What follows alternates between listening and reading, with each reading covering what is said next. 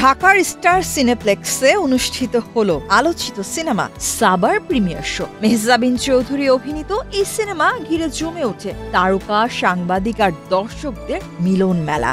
শুক্রবার দেশের প্রেক্ষাগৃহে মুক্তি পেয়েছে সিনেমাটি। এর আগে মেহজাবিনের প্রথম ছবি প্রিয় মালতী দর্শকদের মাঝে ব্যাপক সাড়া ফেলে।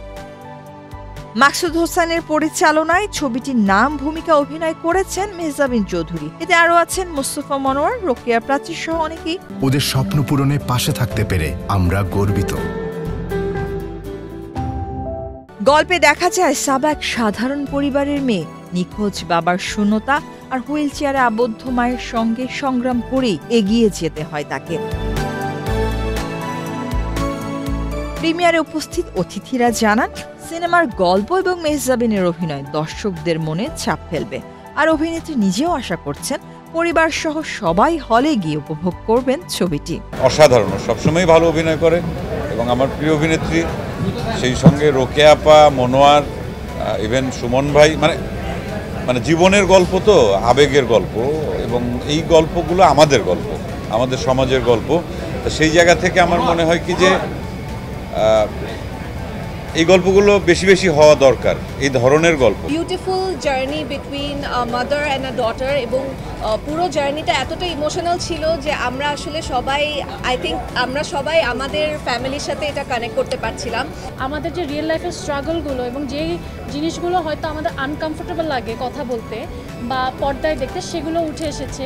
খুবই এনজয় করলাম মুভিটা, আমরা সবাই দেখছিলাম। একটা বাস্তব একটা ঘটনার মতো, পুরো ফুললি মনে হচ্ছিল একটা রিয়েল লাইফ দেখছিলাম। ইটস আ বিউটিফুল ফিল্ম, যেটা আই থিঙ্ক সবাই রিলেট করতে পারবে। আমি চাই যে অডিয়েন্সেস আসুক, এটা হলে এসে ফ্যামিলি সহ দেখুক। আমি খুবই চাচ্ছি, কারণ খুবই রিলেটেবল, এভরিডে একটা বাংলাদেশি মিডল ক্লাস ফ্যামিলির গল্প। সাবার লাস্ট সিন পর্যন্ত মানে কেউ চোখ ফেরাতে পারেনি যে একটা অভিনেত্রীর অভিনয় দিয়ে যে পুরো সিনেমাটা এরকম মানে লাস্ট পর্যন্ত এরকম তাকিয়ে থাকলো সবাই হলের মধ্যে, এবং প্রত্যেকটা মুহূর্ত সবাই এনজয় করেছে। এবং মেহজাবিনের অভিনয় আসলে বলে শেষ করা যাবে না। ইভেন পুরো মুভিটাই বানানো থেকে শুরু করে যারা বানিয়েছেন, এবং রোকেয়া প্রাচী আপু এত ভালো অভিনয় করেছেন, এবং আরও যে ক্যারেক্টারগুলো ছিল সবাই সমানভাবে খুব ভালো অভিনয় করেছে। One of the most powerful actors that we have in our industry right now, এবং মেহজাবিনকে অনেকদিন ধরেই আমরা খুব ন্যাচারাল অ্যাক্টিং করতে দেখছি, তবে সাবাতেও অনেক বেশি নিজেকেই ছাড়িয়ে গিয়েছে। আসলে শেষ হয়েছে যেই জায়গাটা সিনেমাটা, সেখান থেকে বের হয়ে খুব বেশি কিছু বলা আমার জন্য একটু কঠিন, কিন্তু অসাধারণ একটা সিনেমা আমি দেখলাম।